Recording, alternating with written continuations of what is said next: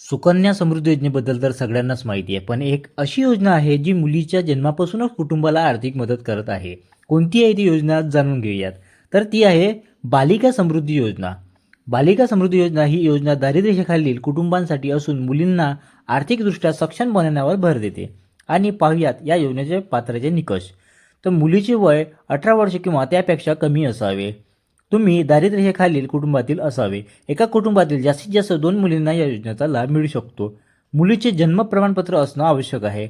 आता या योजनेचे फायदे काय तर बघूया. या योजनेत तुमच्या मुलीला 2 प्रकारचे फायदे मिळतात. मुलगी जन्माला आल्यावर तिच्या कुटुंबाला 500 रुपये मिळतात. मुलगी शाळेत प्रवेश घेतल्यापासून ते 10वी पर्यंत प्रत्येक वर्गासाठी तिला शिष्यवृत्ती मिळते. 1ली ते 3री 300 रुपये दरवर्षीप्रमाणे, तर 4थीला 500 रुपये, 5वीला 600 रुपये, 6वी आणि 7वीला 700 रुपये आणि 8वीला 800 रुपये, तर 9वी आणि 10वीला 1000 रुपये दरवर्षीप्रमाणे मिळते. ही सर्व रक्कम मुलीच्या नावावर बँक किंवा पोस्ट ऑफिसमध्ये उघडलेल्या खात्यात जमा केली जाते.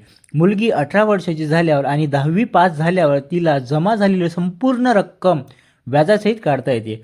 आता हा अर्ज कसा करायचा, तर ग्रामीण भागात तुम्ही तुमच्या जवळच्या अंगणवाडी सेविका किंवा एकात्मिक बाल विकास सेवा केंद्रातील अधिकाऱ्यांशी संपर्क साधू शकता. शहरी भागात आरोग्य विभागाच्या अधिकाऱ्याकडे अर्ज मिळू शकतो.